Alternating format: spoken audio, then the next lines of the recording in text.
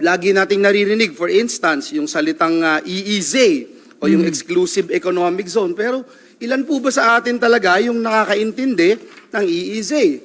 Ilan po ba sa atin talaga yung nakakaintindi nitong nakaraang paglabas ng arbitral ruling na nagsasabing atin nga ang West Philippine Sea? Yung ba yung Exclusive Economic Zone, alam po ba ng taong bayan, malinaw po ba sa atin lahat na yung arbitral ruling at yung part ng ating EEZ, kasama po yung Ayungin Shoal, kasama po yung Scarborough Shoal, napakalinaw po nun.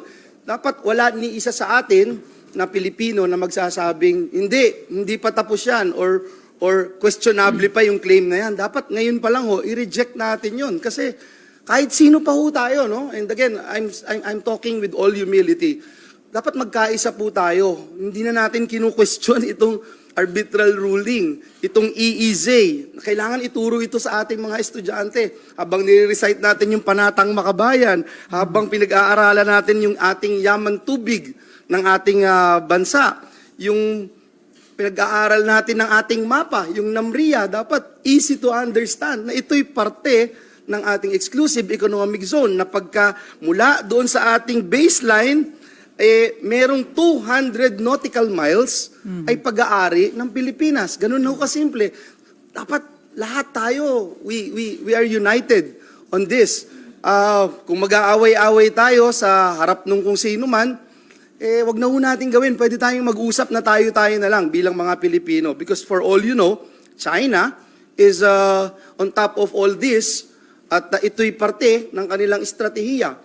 Nalulungkot nga po ako kasi as I speak right now, before I came here, ang dami yung nagtatanong sa akin, what do you say about this so-called gentleman's agreement? Anong gagawin natin, etc. Imbestigahan ba ng Senado? Or yung word na imbestigahan, parang merong kagad tayong kalaban na kapwa natin Pilipino.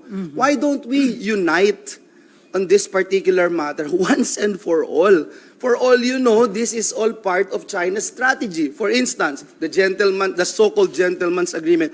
No one believes it is binding. I mean, all of us knew that it's void, null and void to begin with. And can you imagine yung China, the Chinese government, hindi ba nila alam to? Are they that naive na hindi nila alam na pumapasok sila sa isang so-called agreement na hindi naman mapapatupad, na hindi naman ma-honor? Granting without admitting that there's indeed a gentleman's agreement. Do you think China is that ridiculous and, I'm sorry to say this because somehow they're playing dumb na kunyari, i-implement ito. Alam naman nila hindi may implement ito. There is no shred of document that states that this is actually implementable. This is actually something that they can hold on to. Diba? Ilagay niyo yung sarili niyo sa kanila. But why are they doing this? And after so long, ilalabas nila ito. Bakit?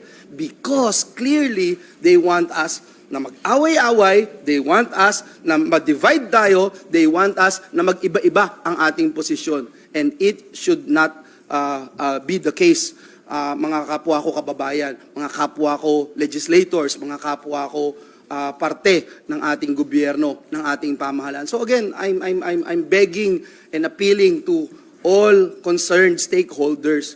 Let us put our acts together and be Filipinos for one time lang. Kahit magkaisa po tayo dahil dambuhala itong kalaban natin. May common denominator po tayo. Ito hindi laban ng ating soberanya at teritoryo. Ito'y laban na ng ating bansang minamahal na Pilipinas. So sir, na-mention nyo nga na bakit hindi tayo united pagdating dito sa issue ng West Philippine Sea. At bilang example, itong si Davao Representative Pantaleon Alvarez is urging the Armed Forces of the Philippines to withdraw its support kay President Bongbong Marcos, saying na makatutulong daw po yon para ma-attain yung peace and stability in the country. Would you like to comment on that, sir? I didn't actually hear anything about it. I just heard in the news that they were talking about parang filing of cases, etc., whether sedition, etc. Ako ho, in my own personal point of view, hindi mo mapafailan ng sedition ang isang tao kung yung definition ng sedition kasi may public uprising, tumultuous uprising. So wala naman. So hindi mo mafailan yun, no, ng sedition. But doon naman sa inciting to sedition, baka doon merong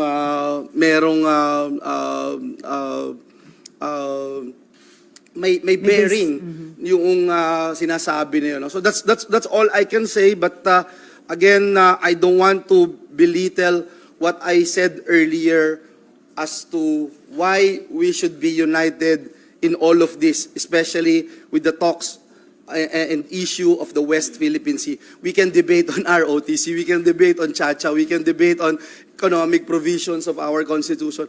But when it comes to West Philippine Sea, come on, let's all be united. Anyone who would claim na hindi pasok sa ating teritoryo o hindi natin parte ng Pilipinas, ang Ayungin Shoal, ang Scarborough, hindi tayo dapat manahimik dito, hindi tayo dapat magkaiba ang ating pananaw dito sa mga usapin na ito. Sir, yung panawagan ni Congressman Pantaleon Alvarez, mukhang dahil hindi siya kontento, hindi niya gusto the way na hinahandle ng Pangulo yung usapin sa West Philippine Sea. Kaya ba sa tingin nyo, tama naman yung handling ng Pangulo? I agree in perhaps most, if not all, of the moves of our president. Wala tayong makuhang malinaw at matapat na posisyon mula sa bansang China when it comes to these talks, these issues. And we can see with our very eyes how they are bullying our ships. Imagine that idea of removing our Sierra Madre doon sa ating sariling teritoryo. Yung pagpasok nila, labas-masok nila sa ating exclusive economic zone, labas-masok nila sa ating teritoryo na hindi ito pinagtatalunan kung kanino. I think for me that's a blatant show of bullying sa ating maliit na bansang Pilipinas. Kung kaya't wala tayong ibang choice kung hindi pumunta at magsumbong sa ating mga kaibigan, sa mga higanting malalaking bansa gaya ng China. At nandyan nga po ang Amerika, nandyan ang Japan, nandyan ang mga ilang bansa sa Europa, nandyan ang Australia. So I don't see any wrong doing on the part of the president to ask for help. And more than anything, I think yung lacking na nakikita ko is that a master plan, a real master plan as to how we would like to handle everything at the end of the day. Ano ba talaga yung main goal natin, no? And this is definitely more than foreign policies or territorial disputes, but as a nation, what do we really want to accomplish?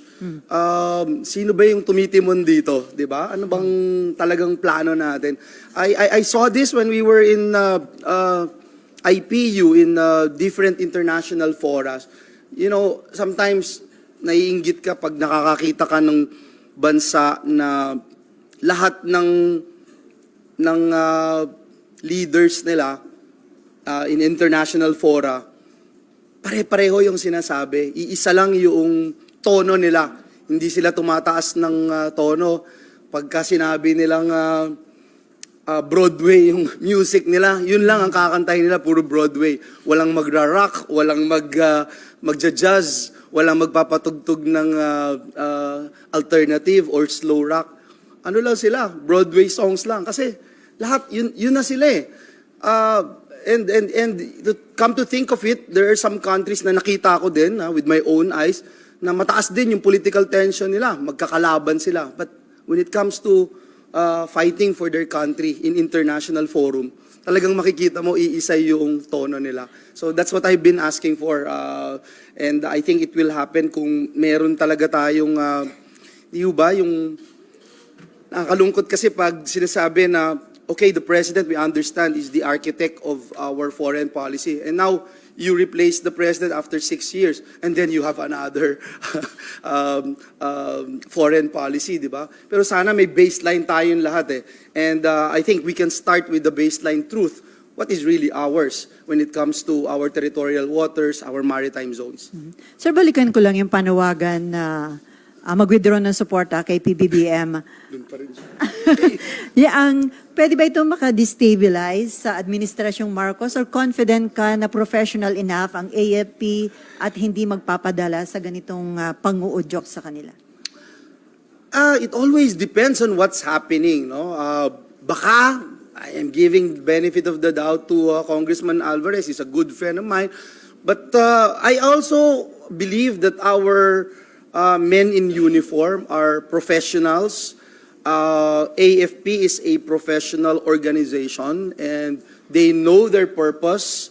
They know why they are here, and ano yung trabaho nila at yung loyalty nila, syempre, sa taong bayan. At dahil full ang suporta ng taong bayan sa ating Pangulo, nandun din yung suporta nila, as mentioned by the AFP Chief of Staff. So I believe in our military, I believe in our government, and I would just say na still maraming challenges, no?